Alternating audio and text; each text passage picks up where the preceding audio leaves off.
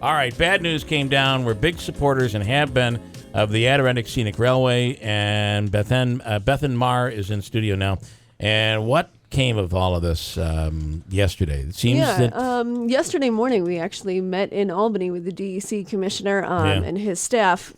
What had happened is over a month ago on April 11th, we submitted a lawsuit in Article 78 to the DEC and the Adirondack Park Agency. And we got a panicked phone call from the commissioner of the DEC and the attorney general saying, can you hold off on the press release that goes with this? And we did. Yeah. We had been requesting a meeting for a while. We've been saying, listen, you need to rethink this decision. Last week, Governor Cuomo announced that he was rethinking his decision. So you knew this decision was coming? No. You did not know this. We had a lot of cause for hope because they told us that they were going to rethink this. We thought we were going to have another chance at this, that this was not a done deal. I have no clue why they would have called us to Albany yesterday morning only to give us a call on the way home. Half an hour later that they had in fact signed this, and so they had you come all the way down, and on your way home you learned that they had made the decision. Yep. Wow. And your rival in this seems to be quite powerful up there. Sure. These are landowners, property owners up there that have some influence on Albany. Landowners, property owners. There are, a few board members that either own media outlets or contribute heavily to them. That probably accounts for some of the differences in reporting down here and versus up there. Up there. Yeah. And this has been incredibly frustrating because we have done everything that the DEC and the Attorney General have asked within the last month, 2 months. Even the governor said publicly that they weren't sure it was a home run, that they were going to rethink this decision. So the decision is that, now did they actually tear the tracks up? This would go from where to Lake Placid? Where would it? Tupper Lake. Placid. So they're going to repair the tracks up to Tupper Lake. Tupper Lake. And that's where it will stop then. Yeah. And how far is Tupper Lake from Lake Placid? 34 miles. 34 miles. So, the other thing is in this plan, in Alternative 7, which the DEC authored, they haven't even gone so far as to specify what type of surfacing or how much this trail is going to cost. Right. I mean, they're planning on building a trail with $8 million. They have federal payback money for the rail line. And is this going to be a paved trail the whole way? They're envisioning people with strollers and, bicycles and wheelchairs using this trail. And I just don't see how that's going to happen in 34 miles of wilderness where there's no cell phone service or no road access. And when we spoke with their side, they really felt they couldn't understand why we thought that this would be something viable. And they even questioned your numbers. I mean, they really questioned and said your numbers are fake. I mean, as he said in kind of a creative way, but basically said you're fudging your numbers. Sure, that's been a common complaint. In the last 5 years, the railroad has really increased ridership. We've turned the organization around. It's much more financially stable than it ever was. Yeah. We had just shy of 75,000 passengers last year. And, to get into the history of it, that's more than the New York Central ever carried when it was running through trains regularly from New York City all the way up to Lake Placid. So we're really hitting it out of the park. The plan is, will they pull up the tracks or are they just going to let them erode away? I mean, what are they going to do? Pull them up. So that's got to be an expensive endeavor in itself. Yeah, and all of the ties are actually considered hazardous waste. So it's not something, the other side keeps saying, well, the scrap of the rail will pay for it. There are a lot of disposal costs that go into this type of construction.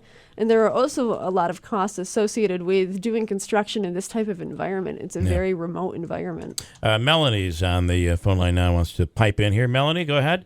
You're on with Bethan Maher and the Adirondack Scenic Railroad. Go ahead.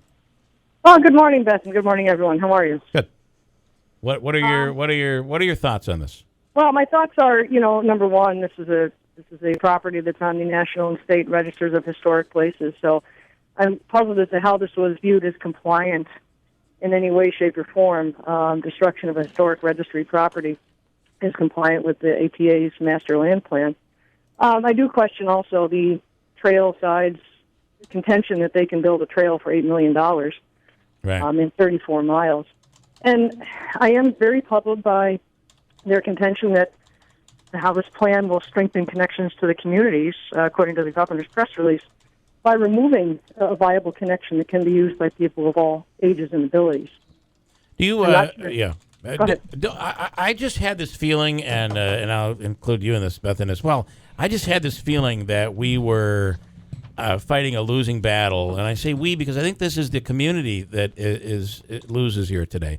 But I felt like we were fighting a losing battle because you were dealing with some powerful people that had strong connections to the governor's office. You keep talking about pay the play in the governor's office. Mm-hmm. I certainly think that could be the case here.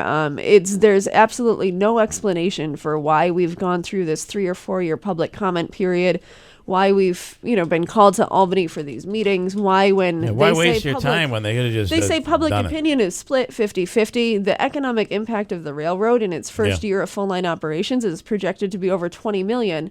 And they're projecting $3 million of economic impact from this trail. I mean, what sense does it make? Melanie, your thoughts on that?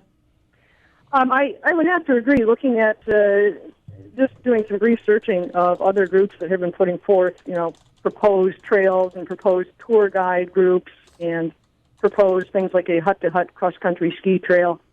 Some of those things are right out of previous postings by other members who happen to be board members of many organizations in the Adirondacks. Yeah.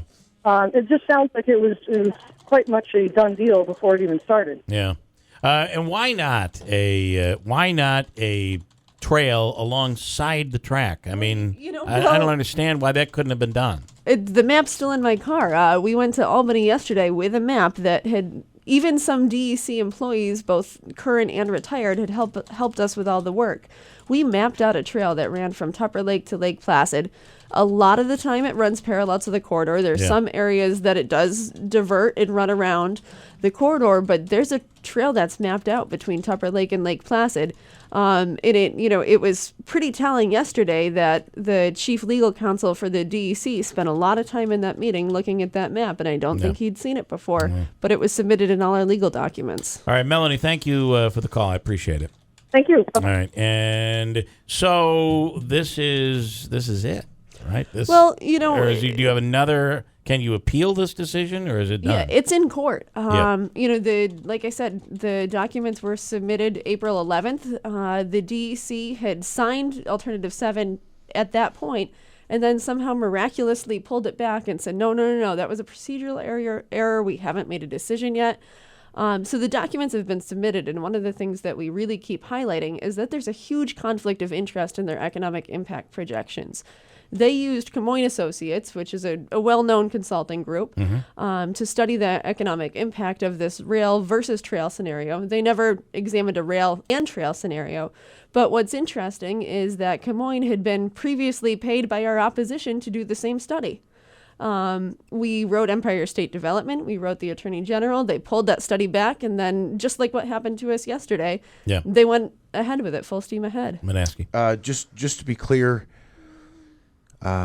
this doesn't change any of the really great stuff that you do now. That will continue. You had hoped to be able to go to Saranac. Will there be a slight expansion? You have to go to Tupper. It does and it doesn't. We currently have between 15 and 20,000 passengers right now that run between Saranac Lake and Lake Placid. So that's a significant portion of our income, our ticket revenue, that we're going to say goodbye to. Not to mention Rail Explorers, the new rail bikes, which carried 13,000 passengers in just 2.5 months last year. And a legal fight's expensive. We're a nonprofit organization. We're not built as a political advocacy group. We never have been. So this is going to be costly. So this whole scenario, depending on how long it drags out, has the potential to put us under in terms of just the time we have for it, the financial resources. So if you visit our website, AdirondacRR.com, we are accepting donations for our Rail Corridor Protection Fund. And we're hosting a rally June 3rd. I see that. We'll help you promote that. And I will ask you one final question.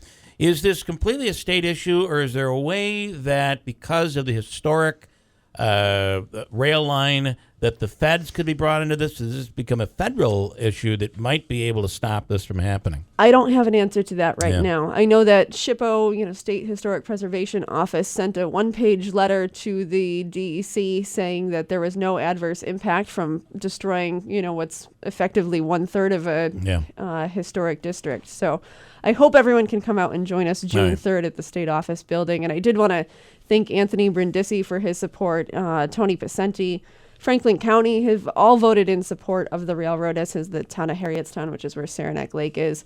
And I'm hoping Senator Griffith will get on board with this too. It's almost like when they're feeding the dogs. It's like, when you have a group of dogs, you got to take care of this one over here and take care of this one. And that's it. You just see this going. The governor is the guy who's feeding the little treats to the dogs and making sure he takes care of all of the different areas. And maybe we've gotten our fair share of treats and they're going to take care of somebody else. It really it's perplexing. I don't get it. I don't either. All right. Well, listen, thank you, Bethan, for coming in. Break. We'll come right back. It's 7:51 WIBX.